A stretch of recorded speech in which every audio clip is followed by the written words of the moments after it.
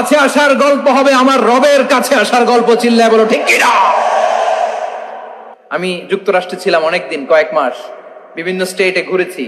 গার্ডিয়ানরা উদ্বিগ্ন, ছেলে মেয়েদেরকে, ছোট্ট ছেলে মেয়ে, ওদেরকে জিজ্ঞেস করে, তুমি how do you feel right now inside yourself? তুমি ভিতরে ভিতরে কেমন ফিল করো? তোমার কি ছেলে ছেলে লাগে না মেয়ে মেয়ে লাগে?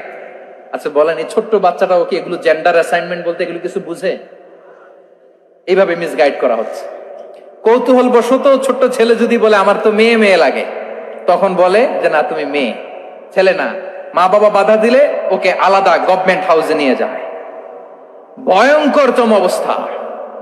আমরা একটা সময়ে শুনতাম যে হুজুর আমার ছেলেটা খুব ভালো, হাফেজে কোরআন, আল্লাহওয়ালা। হুজুর আমার ছেলে দাড়ি রাখছে, আল্লাহওয়ালা। হুজুর আমার ছেলে 5 ওয়াক্ত সালাত জামাতের সাথে পড়ে, তার মানে আল্লাহওয়ালা। পশ্চিমে যে আমি কি শুনছি জানেন? ওরা বলে হুজুর আমার ছেলেটা ইউনিভার্সিটির একটা মেয়ের সাথে প্রেম করে, ও খুব আল্লাহওয়ালা, হুজুর দোয়া করবেন। এর কারণ ওদের কাছে আল্লাহওয়ালার ক্রাইটেরিয়া হচ্ছে হুজুর আমার ছেলেটা আরেক ছেলের পছন্দ করে নাই, আমার মেয়েটা আরেক মেয়েকে ভালোবাসে নাই, এজন্য আমার ছেলেটা আল্লাহওয়ালা, হুজুর ওর জন্য একটু দোয়া করে দিয়েন।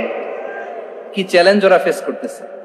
ওনার ছেলে যে আরেক ছেলেরে বিয়ে করবে না, এটাতেই উনি খুশি যে আলহামদুলিল্লাহ আমার ছেলেটা একটা মেয়েরে ভালোবাসে, আমার মেয়েটা একটা ছেলেরে ভালোবাসে, মানে এটা খুব আল্লাহওয়ালা। নাউজুবিল্লাহ পড়তে পারলেন না? এজন্য অশ্লীলতার সাথে আমাদের কোনো সম্পর্ক। রাব্বুল আলামিন বলেন ওয়ায়ানহা আনিল ফাহশাই ওয়াল মুনকারি ওয়াল বাগি, তিনটা জিনিসকে আমি নিষিদ্ধ করলাম। এক নাম্বার